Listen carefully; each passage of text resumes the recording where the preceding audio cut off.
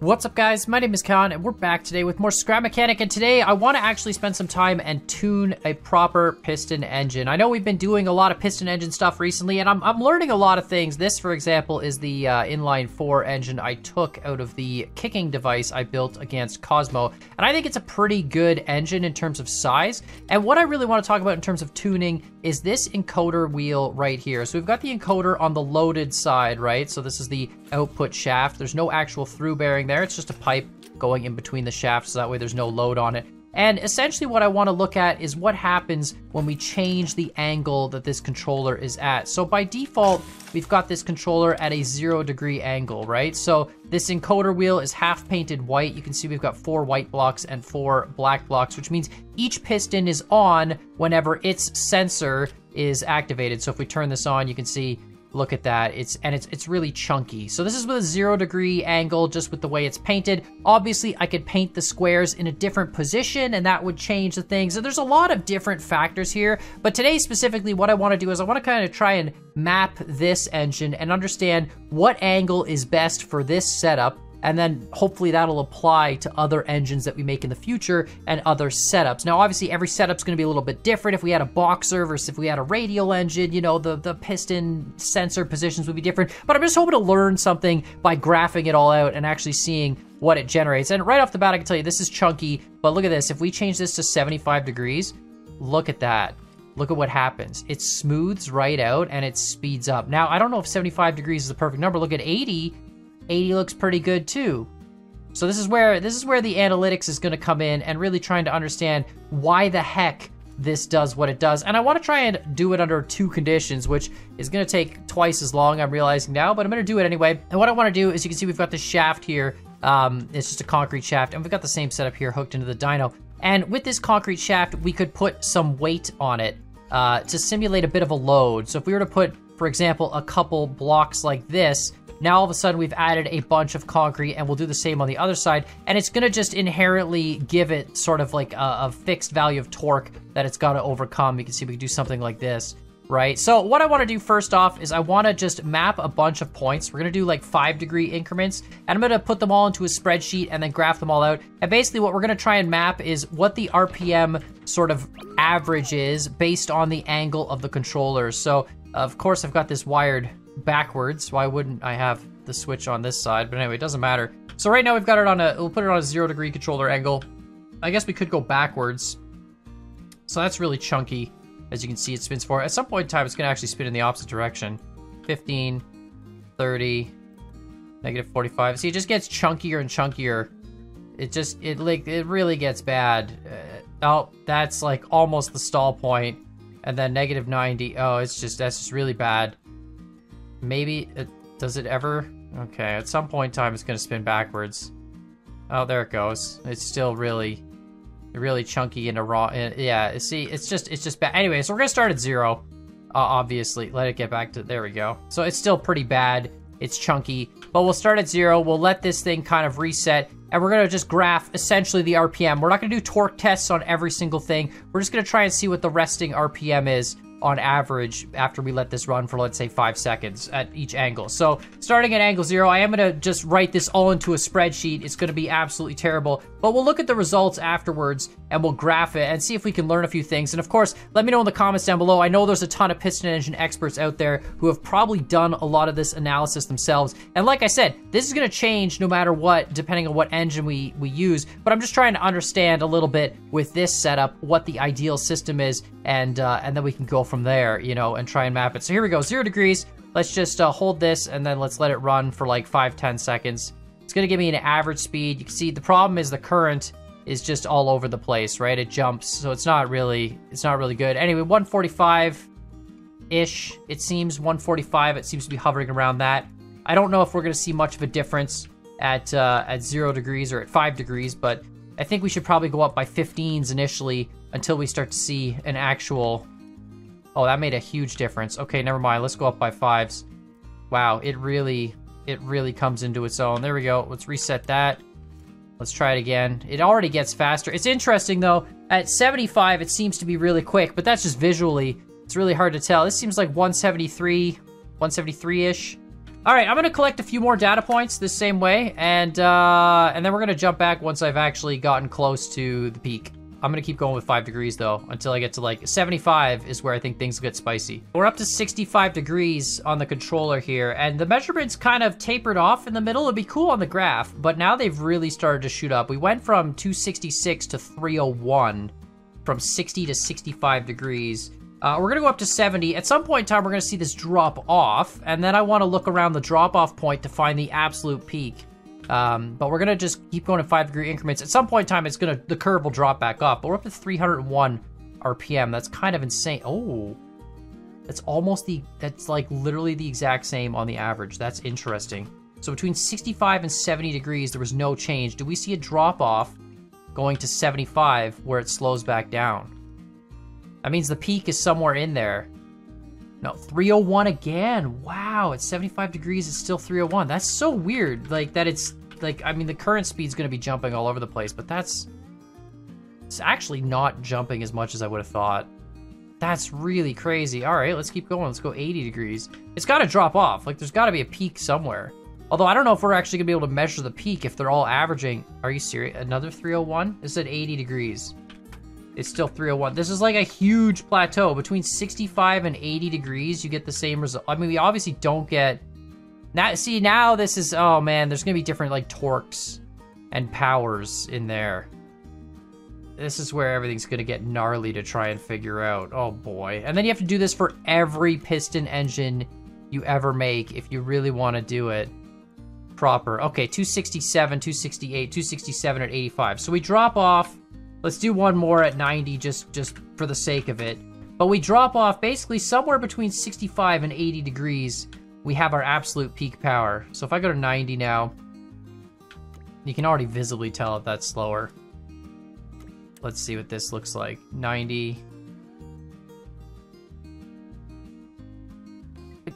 What? How? What? How are you back up to 302 RPM, bro? What? This is not...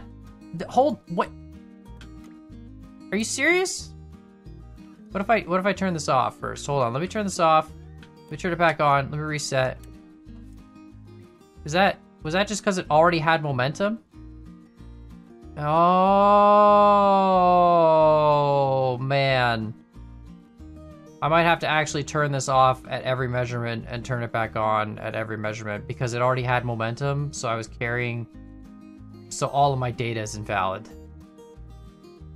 All right, well, we're gonna redo this whole experiment, 5-degree increments, and we'll get back to you after these short messages. All right, so interestingly enough, I'm rerunning this experiment. We're up to 75, but the same thing is happening even with turning it off and turning it on each time.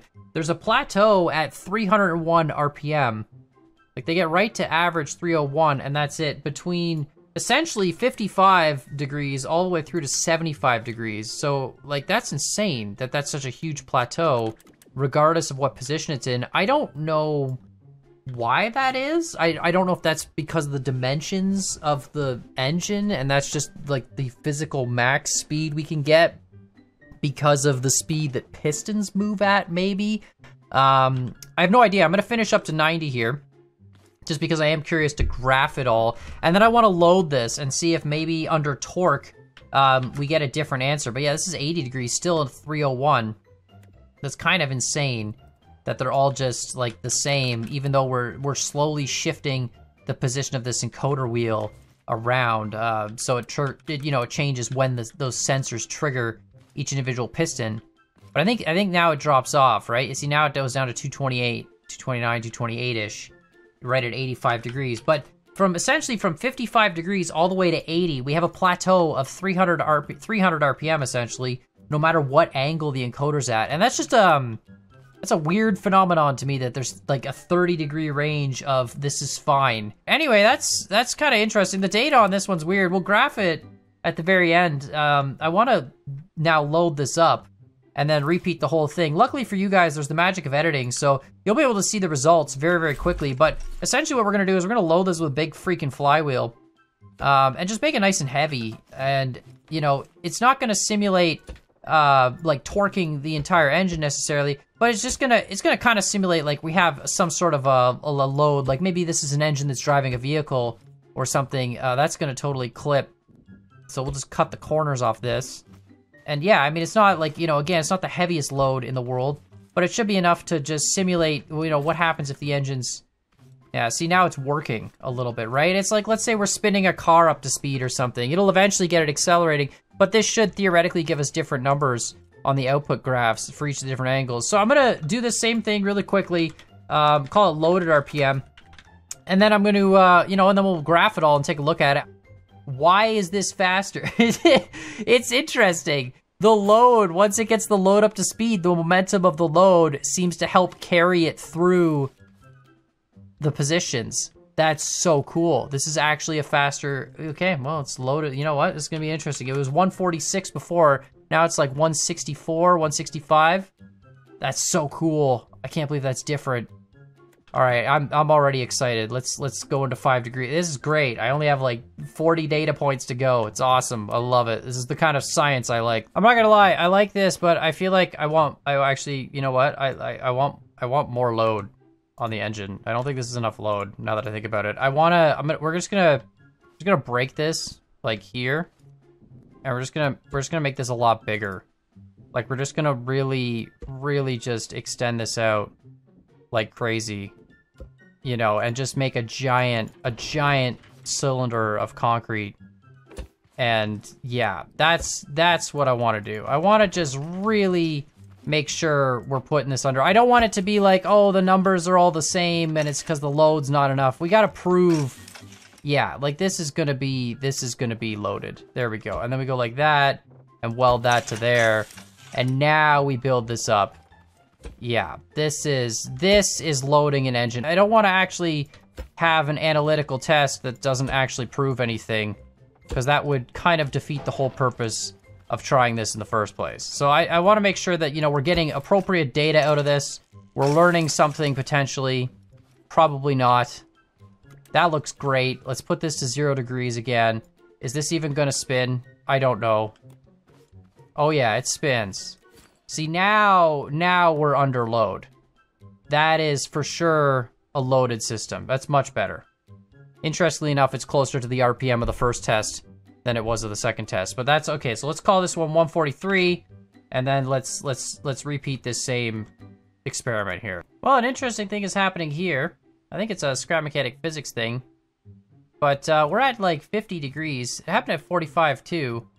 But you can see it spins up, it gets going at a high RPM, and then I think the support fails or something, and it falls apart. I hope this doesn't keep happening at higher speeds. We might have too much weight on the system for the bearing to handle. But anyway, let's just stop this and keep going. It's been jumping around a little bit, so I hope that doesn't throw off the data too much. Man, it's so hard to understand what's actually a result of the engine and what's a result of scrap mechanic physics. But I guess that's the beauty of trying to build systems in a game like this, is that, you know, you're trying to do what you can based on what you know in real life, but you're also still trying to, you know, deal with what the game throws at you. This is the last couple tests here. This looks like another, like, yeah, 190-ish, jump between 179 and 205. Let's call it 190, you know, maybe even 185. Crazy. Crazy. I found there is a peak. There is, in fact, a peak. It's not what I would expect. But there is a peak where there is a point where the loaded data and the unloaded peak and match. Now, I don't know if that's because of scrap mechanic physics, but it's kind of exciting. It's kind of really, really cool. 185 on this one as well, ish. Again, it jumps. I think that's the load just being too heavy for the scrap mechanic physics engine, and bearings kind of falling apart. Last test, here we go. 90 degrees. And then we get to look at some graphs. 180. Yeah, you can see it's visibly lower. 200 at the top end. That's a smooth 200, though. Wow, that's a smooth 200. Really? You're just gonna sit there at 200, like dead even? That is very interesting. Why is it that you're very, very smooth at that point, Mr. Scrap Mechanic Engine? Well, that is That is neat. I don't understand that. Is it really that smooth? Is it like does it look that smooth? Wow, that is so good. That's like plus or minus 5 from 200. Plus or minus 4. That's ridiculous. Why is that so smooth? You were like terrible at every other angle, and then at 90 degrees, you're just cruising. See, like now that would tell me that that's the ideal engine, but then if I put this to 55 degrees, we get like the highest average, like where it jumps all over the place. So anyway, let's look at some graphs. All right, so we got the two graphs here. This is RPM versus loaded RPM. So the one that we've got now with the system versus the one without it. And you can obviously see the loaded RPM, there's sort of a plateau where it hits 301 RPM. And I think like legitimately 301 is probably the physical limit of the engine. Now I know there's probably some people who are gonna be like, oh, I made an i4 that goes 600 RPM or something. And I'm not doubting that you didn't. I'm just saying that like the physics of this engine with the size of what I've done, and maybe not, maybe there's a way to tune it to get more than 300 RPM out of it. Of course, let me know in the comments down below. But it seems like no matter what angle I put the encoder at, we end up with 300 RPM on the unloaded side of things. And then on the loaded side of things, you can see there's one peak in that same 300 point, and that was at 55 degrees. And you know, again, we can run that test. Let's just shut this guy off and set it to 55. And we can take a look at that, and the problem is it does jump around a lot, but at 55 degrees, I sort of averaged it out at like 230-ish RPM. Of course, now I say that, we're gonna run it here, and it's not gonna come anywhere close to 230, but you can see it kind of ramps up a bit weird, but it's once it gets going that it seemed to have like the highest average spikes. You can see, look, it's going up to 240, and then it drops down to 228, you know, 210, 200, oh, 190. Wow, you're going way down this time. Okay, that's interesting. Maybe it's not. Now it's dropping to 200? No, see, now it's going to go back up to 240. 245 there, 230, 220. I mean, I guess you could call it 225. Either way, the peak on the loaded side of things seems to be around 55 RPM, maybe even like a 60 degrees.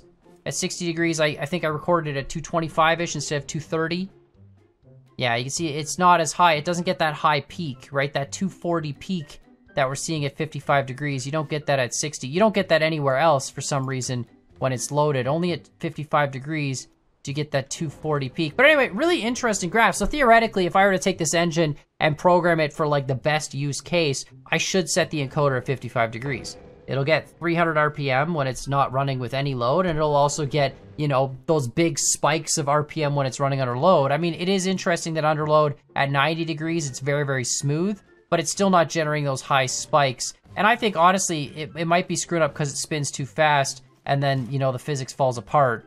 And maybe that's the issue. We could actually try maybe removing a little bit of this load and seeing if it runs a little bit smoother. So what happens if I just remove, like, you know, this half on this side and this half on this side and keep it at 55 degrees? It's still a loaded engine, but it's a little less load than it was before. So if we turn that on, it spins up. And then if we crank this, it's all really, really cool. And see, now it only goes 240. It almost needed more load.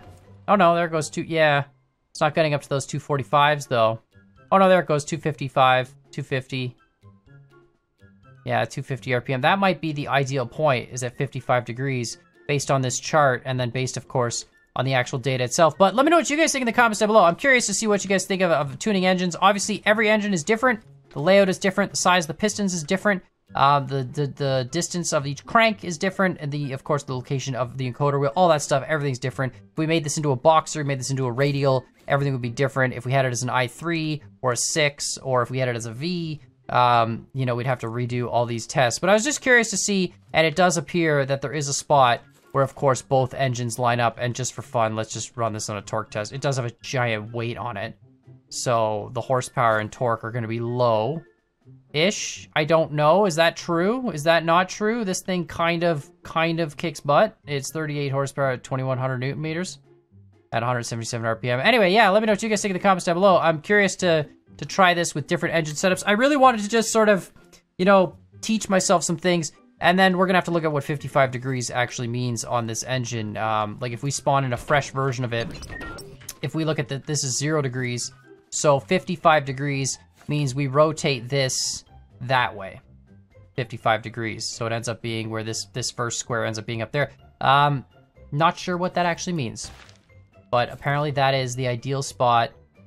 Yeah, if we put this at 55, that's apparently the ideal spot right there for both conditions. Cool stuff. Don't know how to actually apply that to other engines, but it's really, really cool stuff. So let me know what you guys think. Make sure you hit that like button, hit that subscribe button, and as always, I hope you guys enjoyed this video, and we'll see y'all next time.